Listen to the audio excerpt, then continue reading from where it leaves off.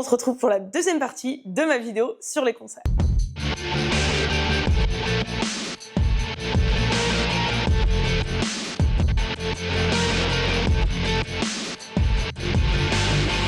Si vous n'avez pas vu la première partie, c'est pas très grave. Pour vous la faire courte, j'ai vu plus de 120 concerts dans la vie.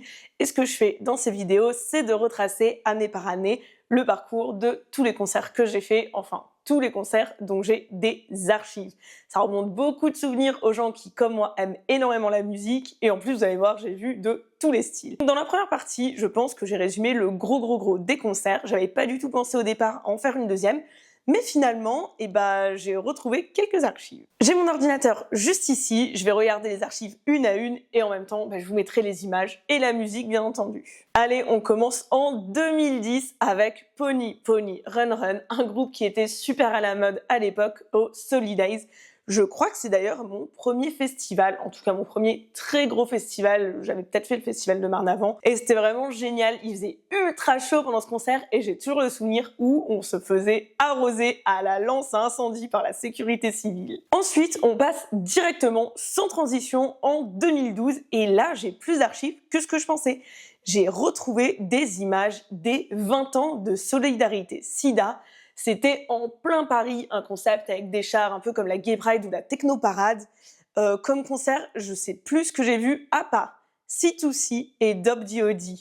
C2C, voilà, à l'époque c'était ultra à la mode, c'était blindé, trop cool, franchement, good vibes. C'était pour Solidarité SIDA, il faisait beau. Et Dob D.O.D, bien plus violent, je sais pas si vous connaissez, mais là j'ai pas d'extrait son, enfin je crois.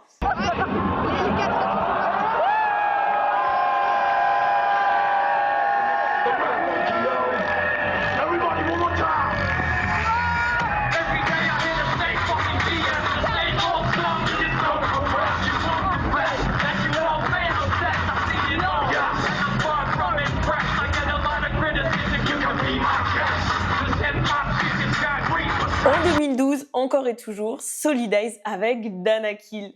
Pour beaucoup des enfants des années 90, Danakil, c'est une grosse base. La même année, j'avais aussi vu Foxygène. Il me semble que c'était dans... Non, je sais plus le nom de ce bar. Un bar avec une cave à Bastille. Non, pas le Supersonic, de toute façon, il n'y a pas de cave. Mais peut-être que ça va me revenir un moment ou un autre. La seule et unique photo que j'ai est super drôle, parce que le chanteur, il fait tout jeune, franchement, c'est trop bien. Et scéniquement, c'était déjà assez intéressant à voir Foxygène. Alors maintenant, c'est encore mieux. Franchement, il n'y a rien à dire, c'est trop bien ce qu'ils font.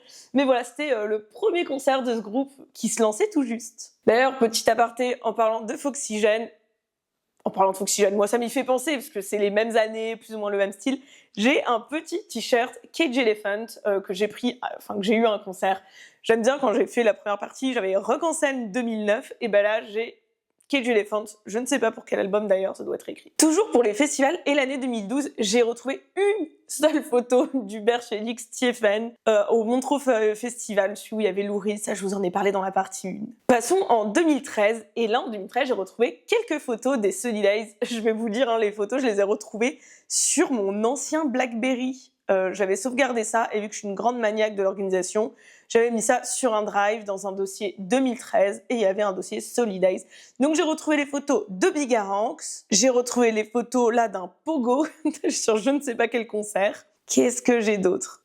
C'est tout. Passons donc en 2014. Avec là, en 2014, vous allez voir encore des styles totalement différents. O2N, je pense que c'était dans un festival, je ne sais pas lequel. Mais O2N, au tout début, c'était un style totalement différent, du rap un peu plus violent, voire là de la musique française qui commence à toucher.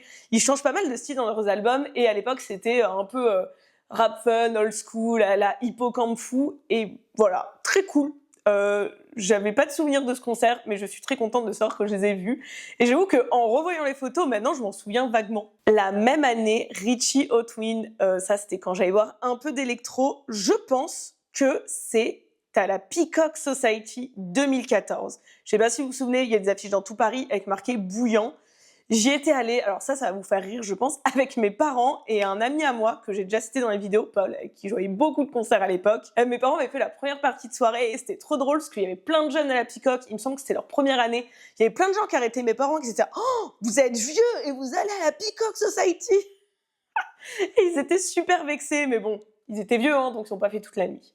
Je leur balance des petits tacles comme ça les pauvres. Pour l'année 2015, j'ai retrouvé une seule archive, je pense que je vous en ai mis beaucoup plus dans la première partie, et cette archive n'est pas des moindres parce que c'est Die Antwoord. Vous savez que je les avais déjà vus à un Zénith, ça je l'avais mis aussi, mais c'était une tuerie au Solidays, vraiment une tuerie, j'étais tout devant. En fait, Die Antwoord à chaque fois, ok ils sont problématiques maintenant, et je ne pense pas aller les revoir en concert, mais c'était vraiment très lourd.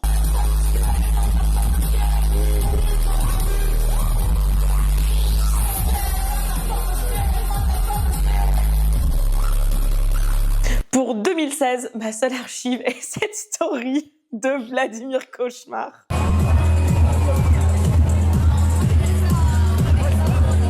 C'est un peu douteux, il avait distribué des masques et je l'ai encore. Faudrait que je vous le montre un jour, il est trop cool. Passons en 2017 où on est sur 3 archives. La première, c'est juste une seule et unique photo de Portugal The Man. Je me souviens que la scénographie était trop cool, ultra simpliste, mais avec un projecteur, et ça nous embarquait vraiment dans l'esthétique du groupe. Et ensuite, pour la fête de l'humanité, Tiken Jah Fakoly, que j'ai vu plusieurs fois, je l'ai vu à Isar and Rock aussi, un tout petit festival dans le centre de la France. Et c'est très sympa à voir, même si je vais pas vous mentir, je pense que je n'ai jamais écouté un album. Je dois connaître 3 chansons, mais Tiken, il a ce truc-là de t'embarquer dans son concert, de t'embarquer dans son état d'esprit.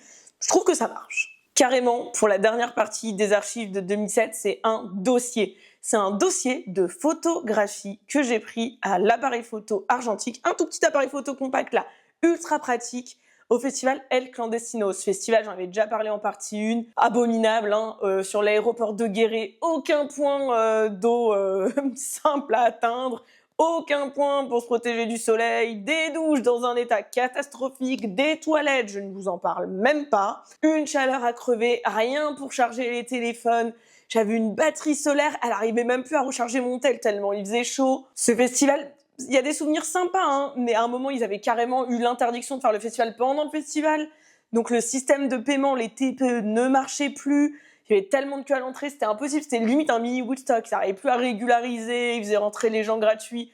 Du coup, j'ai loupé le début de Morcheba, alors que j'adore ce groupe depuis que je suis petite. C'est un truc d'enfance et j'étais dégoûtée.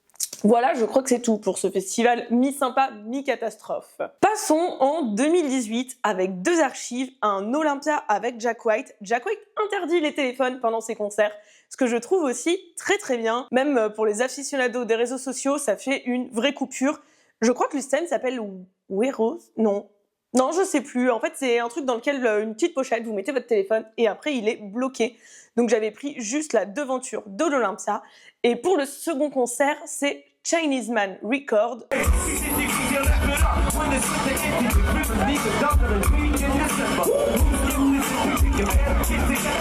Mais super sympa aussi. Ça, je l'ai déjà vu aussi dans un Zénith, il me semble. C'est pareil, c'est quelque chose que je n'écoute pas au quotidien, mais c'est comme des Par of Stellar, c'est des choses qui t'emportent quand t'es en concert. Chaka Ponk aussi. C'est vraiment ce groupe-là, typiquement, qui, on va dire, entre 2005-2006, peut-être un peu après, et 2019 ont énormément tourné, parce que sur scène, scéniquement, c'était très bon. Pour 2019, vous avez 2 concerts NTM.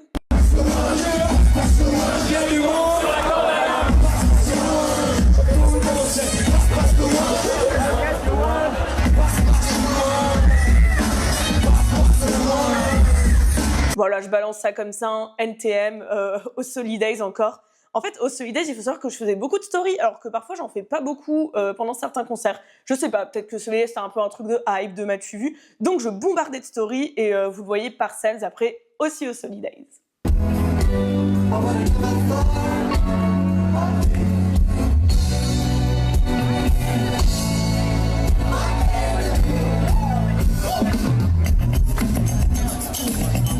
Et on approche de la fin de cette vidéo avec l'année 2022. En 2022, j'avais commencé un peu à me calmer sur les concerts. Donc là, il y a Mid, j'avais adoré pour le coup le côté scénique, c'était ultra travaillé, c'était un espèce d'atmosphère de bureau, vraiment c'était bien fait, c'était beau à regarder.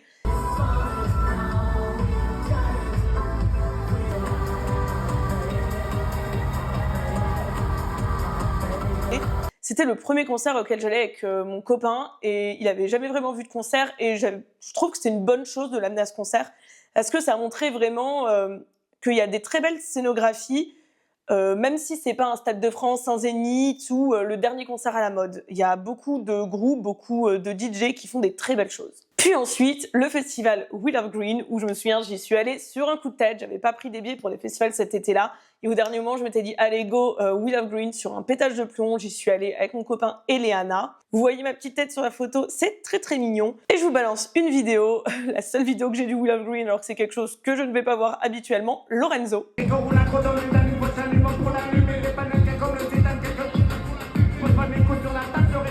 Puis, désolé, j'en avais oublié une seconde, Dark Side.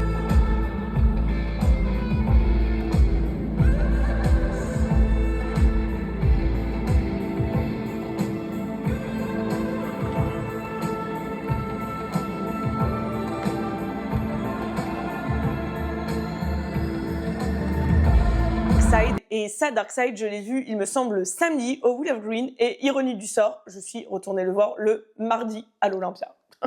Et pour l'Olympia, j'ai pas de vidéo. Je vous rajoute 2 petites vidéos de concerts bonus parce que je n'ai pas trouvé les dates de ces concerts. Le premier, c'est un DJ set au centre Georges Pompidou, donc à Beaubourg, de la maison de disques Headbanger.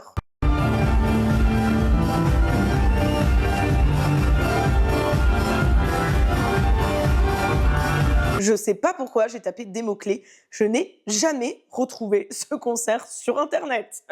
J'y étais avec mon ami Thomas et c'était assez top parce qu'en fait, c'était en bas. Donc, vous voyez, si vous voyez le centre Pompidou, où il y a la librairie, il y avait une petite scène à cet endroit-là avec des lumières autour.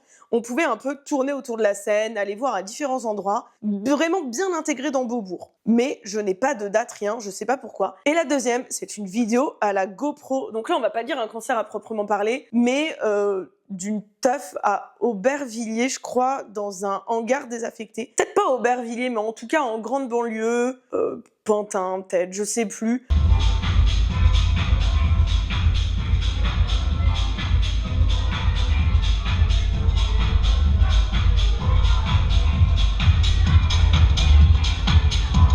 Et c'est aussi pour vous montrer que même si je vais voir des concerts, parfois des grosses prods, des gros trucs, vous avez vu, j'ai fait des Stades de France, des Zéniths, des gros festivals, mais parfois, les petits lives un peu improvisés avec des DJ où c'est peut-être leur premier set, il y a une ambiance qui est là. Là, il n'y a même pas de scène, j'ai dû vous mettre, ou je vais vous mettre la vidéo, c'est des palettes. Et c'était vraiment à l'arrache, mais voilà, ça fait aussi partie du monde de la musique quand on aime écouter du live. Écoutez, je sais que cette partie a été bien plus courte que la première, mais j'avais quand même envie de ne pas laisser tomber ces archives de concerts dans l'oubli.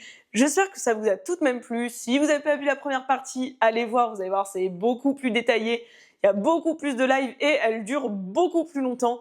En tout cas, à très vite et à bientôt.